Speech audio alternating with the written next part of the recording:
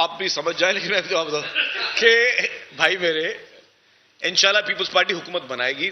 इंशाल्लाह ताला बिलावल भुट्टो जरदारी साहब इस मुल्क के अगले वजीर आजम होंगे। हम अपने नंबर्स भी देखेंगे, हम जाहिर है हर पार्टी से भी कांटेक्ट करेंगे, हम हर आजाद उम्मीदवार से भी कांटेक्ट करेंगे, जो कि हमारा आईनी हक है।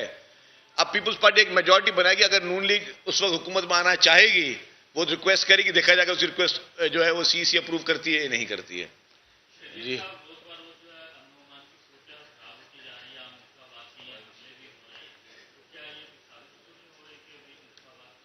देखिए जी, मैं कोई इल्म नहीं रखता इस तरह का, लेकिन ये हकीकत है कि लॉ एंड ऑर्डर को मेंटेन करना, जितने भी निगरान हुकूमतें हैं उनका काम यही है कि वो लॉ एंड ऑर्डर को मेंटेन करें।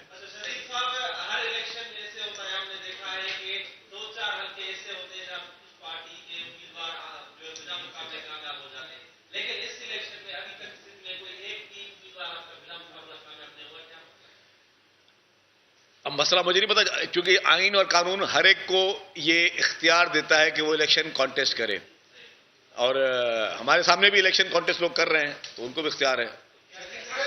इनके बाद मोहतरम चांडियो साहब के बाद जी।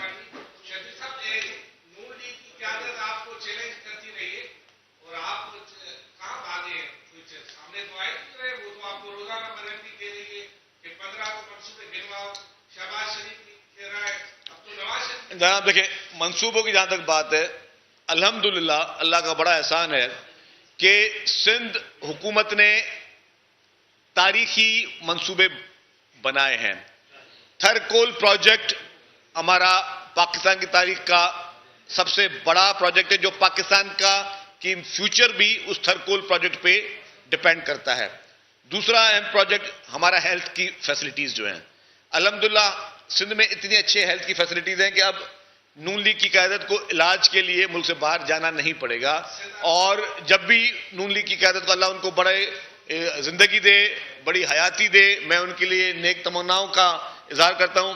लेकिन उनकी क़यादत की अब तमाम बीमारियों का इलाज हमारे पास मौजूद है सिंध में, और वो आए और उनको हम वेलकम करेंगे। इसके अलावा बेशतर इस तरह के हमारे प्रोजेक्ट्स हैं। अगर इसमें मैं बात करना चाहूं तो मैं 15 नहीं, मैं 100 इस तरह के मंसूबे गिना सकता हूं कि जो सिंध में बेहतरी के लिए चल रहा है। ये निजाम एक चल रहा है, अल्हम्दुलिल्लाह सिंध में बेहतरी के लिए चल रहा है। और मैं ऑन अ सीरियस नोट कि इलाज के लिए लोग आज भी दूसरे सूबों से यहां पे आते हैं, यहां से कोई दूसरे सूबों में नहीं जाता। जी कहा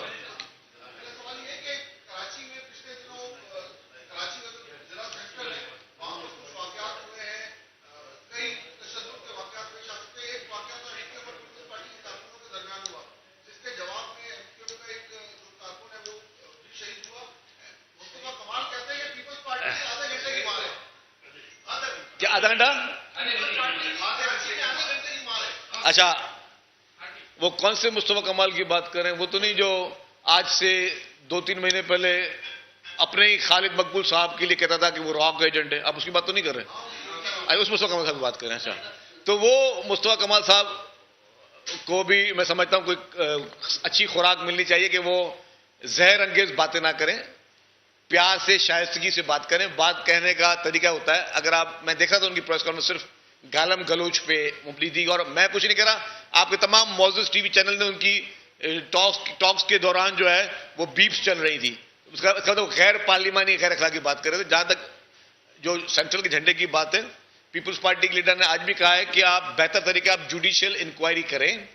जुडिशियल इंक्वायरी से साबित हो जाएगा कि किसकी गलती थी। लेकिन अगर मुस्तफा कमाल साहब ये समझते हैं कि ये 90 की एमक्यूएम है और ये नो गो एरियाज हैं कि किसी इलाके में कोई जाके झंडा भी नहीं लगा सकता, तो ये मुस्तफा कमाल साहब की गलत फहमी है।